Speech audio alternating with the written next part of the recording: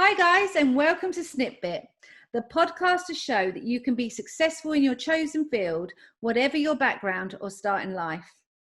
Today, I'm really honoured to welcome my friend Dillon Dhanecha, an investor, idea sharer, and humanitarian, a TEDx speaker and a public speaking Guinness World Record holder, and the creator of the Wealth Yoga Framework. Dillon, thank you so much. It's so great to have you on board here at SnipBit.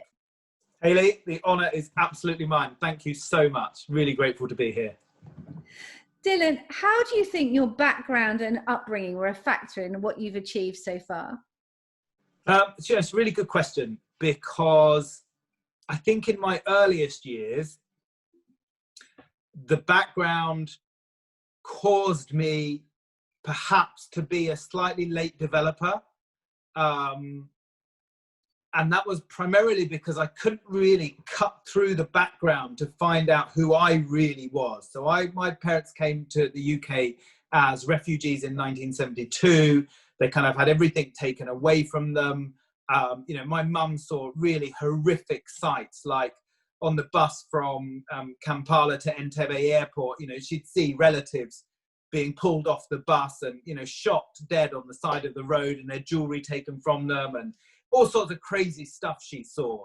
So my mum lived with a lot of fear inside her for a long time. Now that meant as young children, we were kept on quite a tight leash. It was an environment where my mum was very maternal and very protective.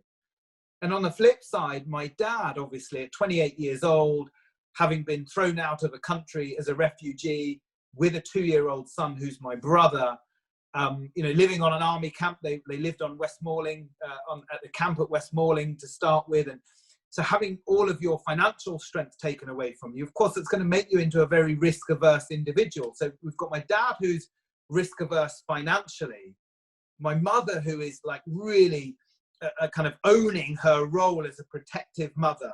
So dad's a protective father financially, mum's a protective mother financially. But of course, can you see how when you put a force field of protection up around you, you also prevent your best self from ever going out to the world? I don't know if that makes sense. So I think in the early days, I had to work really hard to find out who I was, what I stood for, what I stood against. Like, who is that person looking out from my eyes, not the person that was conditioned by my family's history. So I think the first thing to say is that, yeah, I think my upbringing really caused me to be a late developer. But then that very same upbringing then gave me the fuel, the desire, that kind of, that fire in the belly to say, I'm a late starter. I think I know who I am right now. So I've really got to make up for lost time. So yes, it held me back, but it also spurred me on.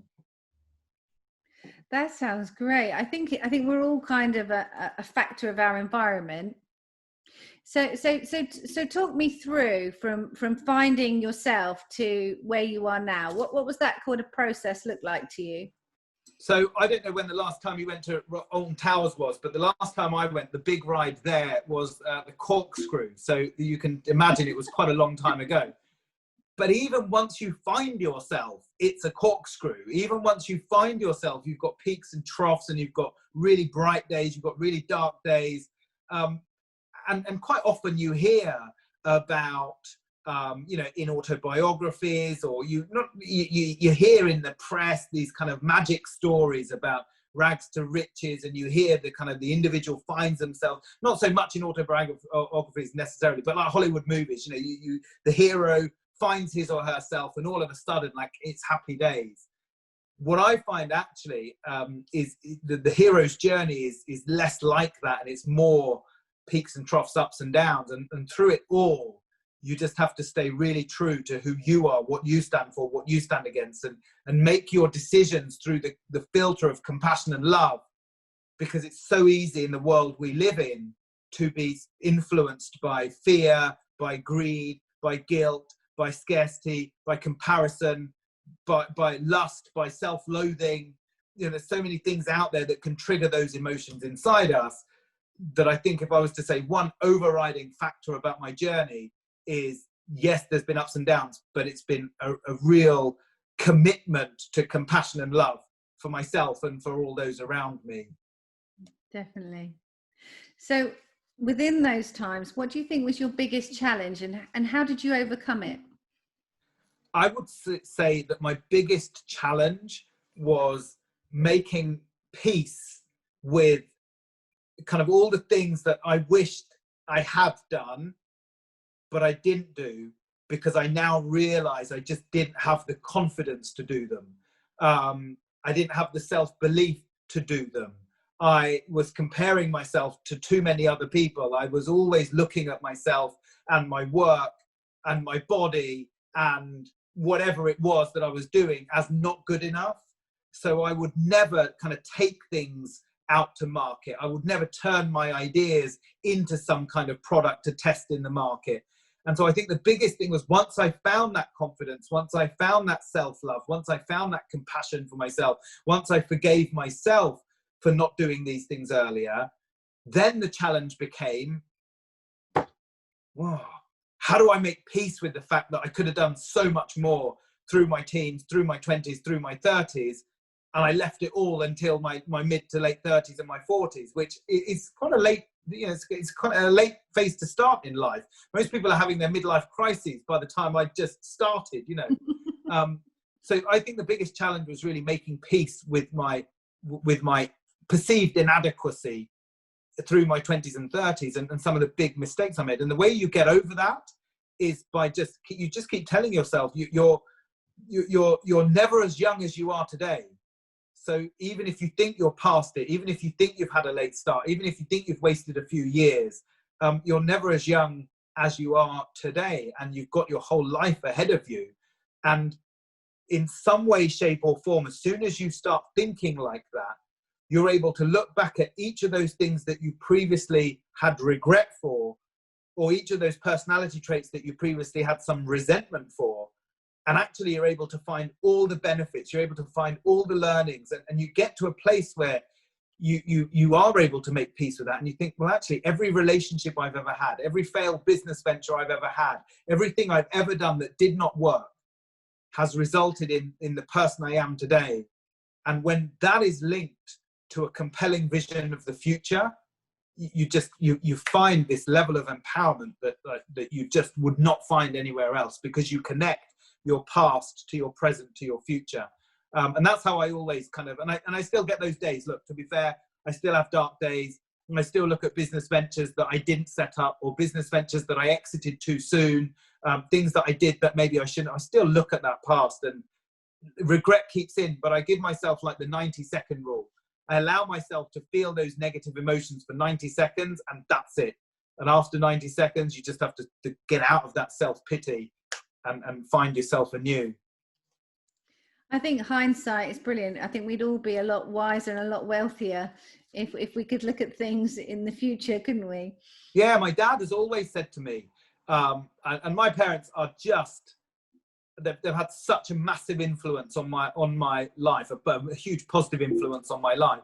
And Dad always used to tell me, look, what you have to really understand is that all of your decisions that you look back on, you can always be filtered as wrong or bad decisions, because today you know a lot more. But as long as you can make every single decision, every single day, to the best of your ability, through the filter of compassion, through the filter of love, and with all the information that you have to hand, you must never regret decisions, and you must never allow kind of hindsight to be a wonderful thing. Does that make sense? Like, you must always own those past decisions. I think that's a really important thing, because too many people know their rights, but they don't know their responsibilities. And it's really important to own that. So you talk very, very lovingly about your parents. Has there been anyone else who's been a massive inspiration to you? I guess, look, there's been inspirations in my life that have encouraged me to do one thing or another. Take a year out of university and go and work for a tech company. And, there's been peripheral inspirations. There's obviously been the kind of the distant inspirations, like Gandhi and the fight for equality and equanimity. but actually, as a direct influence, the older I get, the more I see all the best bits of my mum and all the best bits of my dad kind of coming through in my personality. My wife actually is probably the individual in my world who brought out the love inside me that spurred me on to just, I think, phenomenal things. So my life changed when I met my wife. So whilst I can see lots and lots of personality traits from my mother and father coming out in me, the trigger, the thing that lit the blue touch paper that created the fireworks in my life was meeting my wife. Absolutely. And I always say this, she brought love into my life when I was not able to find love for myself. And I was in a real dark place, and I'd been traveling, working out in Africa for a good 2008, 9, 10. So for a good 2.5 years before we met. So I'd been at this kind of the cold face of human suffering, and I'd seen so much pain in so many pairs of eyes that it does have an impact on you. Especially at that time, I was working as a consultant in the tech space, and so there was lots of guilt around, living in the 5-star hotels, flying in the big jet planes, and being in the same city as there were other individuals in extreme poverty. Now, in the end, I kind of gave all that up and volunteered for the United Nations. But when I met my wife, I'd been doing all this stuff, and I was riddled with guilt. I was riddled with kind of just emotions of being a bad person, because I had all this stuff and all these people that I was around in Ethiopia and Zimbabwe and Kenya, Uganda, where else? South Africa. They didn't have these things. So yeah, she really brought into my life love, and she triggered the love inside me that I think was the key factor in our growth. Either that, or it was a mad coincidence that I started to feel better, do better, be better when she walked into my life. I don't think it was a coincidence. I definitely think she was the trigger for that. Oh, she sounds amazing. Yeah, she absolutely is. I have to say, I'm a very, very fortunate man. I mean, it's obvious that you have a growth mindset. And how important do you think that has been in where you are now and what you're planning to do? Yeah, I fundamentally, Hayley, without a growth mindset, you just are stopped dead in your tracks. But what you have to be really, I think, conscious of, and it's this level of conscious awareness about the growth mindset, I think that is really important. And that is, when you have a growth mindset, you end up wanting to be, do, and have, and give everything. And my mum always used to tell me that, Dillon, she used to joke about the fact that you want to drink all the water in the ocean, because I'd want to do everything, and I'd want to go everywhere, and I'd want to experience everything and be everything. And what that does for you, actually, if you're not careful, if you don't have a level of conscious awareness around, it stops you focusing on the areas that you can make a really positive impact to other people, to the planet, to flora, to fauna, because you have a mindset that tells you could do everything, you could be everything, you can make as much as you want, you can give as much as you want. And I think there's a challenge with the growth mindset that isn't often discussed, and that is you set yourself no limits for who you could be and what you could be. But if you set yourself no limits about who you could be and what you could be, and you set out to be everything, you never really excel at the one thing. And there's very few individuals on the planet that are kind of, that I would put in the category of like Daley Thompson, who is, amazing at 10 different things. I think there's very few human beings on the planet that can do that. I'm certainly not one of them. So growth mindset is fantastic when it's paired with focus, when you really know who you are, what you stand for, what you stand against, and you put all of that personal power and all of that ability to learn new skills, to take risks, to get it wrong, to get back up again. When you put all of that into a single mission, into a single vision, into a single purpose, in a way that serves humanity, that is when you become a ridiculous, powerful force for good. And that's what I found through all my years. I think that's brilliant. I think focus is such a critical thing. And so many of us, I know that I often find myself scattergunning from this to that to this. So it's something to take it back to those basics. And yeah, absolutely. And in today's world, when you are, you know, I think there's the, I can't remember what the movie is called, The Social Dilemma. And they talk about how now our attention is for sale. So in an environment where, you know, there are companies who are paying to distract you from what is most important to you, as was described in The Social Dilemma, I think it's even more important to know what your direction is, to know what you have to do every day, and to mark yourself not on the outcome, but to grade yourself, to mark yourself on how well and how closely you were able to stick to doing what you thought you would do and what you said you would do. So I call this congruence, you know, congruence in thought, word, and action. You have a thought, you say you're going to do something. Did you do that thing? Never mind about the outcome, but did you get to the gym when you said you would? Did you make those phone calls when you said you would? Did you do the things that you said you would? And if you keep marking yourself on that alone, eventually the outcomes, the positive outcomes will manifest in your life. I really believe that. And that's even more important today when, you know, like they say on The Social Dilemma, your attention is for sale. There are people paying to distract you. 100%. So if you were stood in front of your teenage self now, what advice would you give yourself and why? So I would give myself probably 4 pieces of advice. Number 1, I would say, you know, turn your fear into courage. And there's a fine line between the two, but turn your fear into courage. Number 2, I would say turn your delusions into congruence. And what I mean by that is quite often we delude ourselves into thinking maybe we're not good enough, or even thinking we're better than we are, so we don't put in the effort. I think there's a lot of delusions that stop us from being who we are. Maybe we try and pretend to be something that other people want us to be. So congruence is all about kind of, you know, this alignment in thought, word, and action. Be who you really are. So turn your delusions into congruence. Don't try and be someone that you're not. Don't try and be all things to all people. You know, don't try and be the person that somebody else wants you to be. Dig deep. Find out in your heart who you are, and then align your thoughts, your words, and your actions with that identity. Number 3, I would say, you know, turn your destructive habits into creative habits. So really set out to create things in the world. You know, be conscious of how you're destroying your own success. Be conscious of how you're destroying relationships. Be conscious around how your behavior is creating some really destructive habits.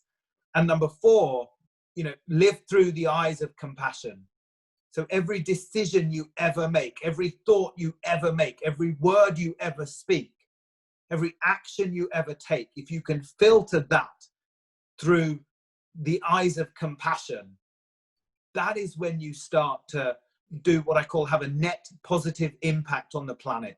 And that's really, I think, what we're all here to do. If we could all in our lifetimes, whatever they are, 80 years, 90 years, 100 years, 120 years, I think the statistics show that if you're in your 30s right now, healthcare will have improved to such an extent that your life expectancy is going to be around 120 to 130 years old. It's crazy. For 20 to 30 year olds right now, they're looking at life expectancies way beyond 100 years. Now, if all of us can ensure we have a net positive impact on people, planet, flora, and fauna, we leave this environment better than when we found it. That's how we ultimately secure the 1,000-year future for our species. And I really believe that. A net positive impact. That's what we should all be, I think, driving for. Brilliant. I think we can all learn a lot from that, and particularly about the sustainability and how we personally impact it. It's all very well looking at others, but we should always start with ourselves. No, I really believe that. And, you know, I think you're quite right, Hayley. You know, I heard somewhere, I can't remember where I heard it. This certainly isn't my words, but they really struck a chord with me. You know, world peace starts with inner peace. And, you know, change in the world, I took that to mean, you know, the broader definition, change in the world starts with change inside. I think Mahatma Gandhi said, you know, be the change you want to see in the world. And these phrases become quite cliched. But quite often, especially in this environment right now, you know, we are compelled, I think, to highlight all that is wrong in the world, and we're somehow compelled to share awareness of all the things that we think aren't right in the world. But I take a slightly different approach. You know, my approach is, I don't need to share that. I don't need to make other people aware of that. What I need to do is be aware of the battles that are inside me between good and evil. I need to kind of be self-aware, and I need to make the changes that I feel will create a better world.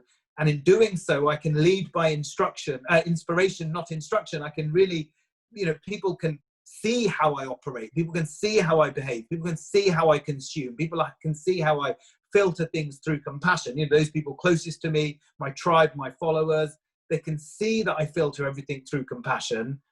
And hopefully that will inspire them to do the same. And I always say one person, one thought, one transaction at a time, we can remove fear, greed, guilt, and scarcity from this planet. But it starts with our thoughts. It starts with the way that we transact in the world.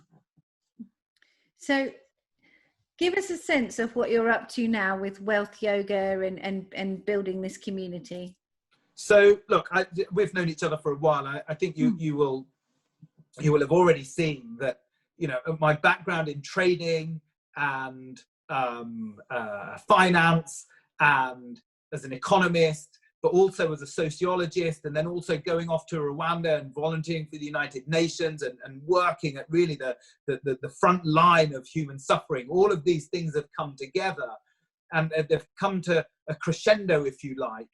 And then the cherry on the icing on the cake has been all the time that I spent in northern India at the ashram, and in the foothills of Mont Blanc at the ashram there, and, you know, really engaging in deep spiritual work. All of that's come together to a philosophy that says, you know, your frequency is your currency. And what I mean by that is, if as a human being, you are able to raise your energetic signature, you're able to raise your energetic expression through courage and congruence primarily, you can take that out into the world and you can create some amazing things, and you can then choose to act through compassion. So quite often when you don't have the economic power, when you don't have the financial strength, you can't make the choices that your compassion would allow you to. So you can't necessarily buy the food products that come from sustainable sources. You can't necessarily invest in the companies that do good for the world. You live through fear, greed, scarcity, and guilt. So our mission at the moment is really to kind of remove those emotions, fear, greed, scarcity, and guilt, from the economics of the world, from the global economy. And it's a pretty big task.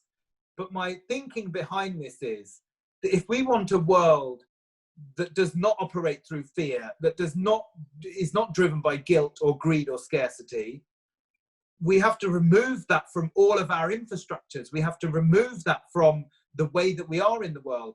And there's nothing that touches more people on the planet than the global economy. The global economy literally touches every one of the 7.3 billion people on the planet, whether it's the super billionaires buying up swathes of land in New Zealand as their bolt holes and as their kind of bunkers, or whether it's the street kids that we've worked with in Southeast Asia who literally have nothing and they live in the drains essentially. So it doesn't matter which end of the wealth spectrum people are on, the economy touches everybody. Now, if we can, through one person, one thought, one transaction at a time, remove the emotions of fear, greed, guilt, and scarcity, replace them with courage, with congruence, with creativity, with compassion, all of a sudden, we start to shift the way that human beings think. We start to shift the way that human beings transact, not just financially, but in every aspect of their life. And we let love lead, we let compassion lead. Because at the moment you find that, you know, the economy really is driven by those negative emotions. You know, people are driven by fear, they're driven by greed, they're driven by scarcity, they're driven by guilt quite often. And if we can remove them from the economy, then I think we start removing them from the human psyche, because the economy is the only thing that touches all people. So yeah, we're up to that.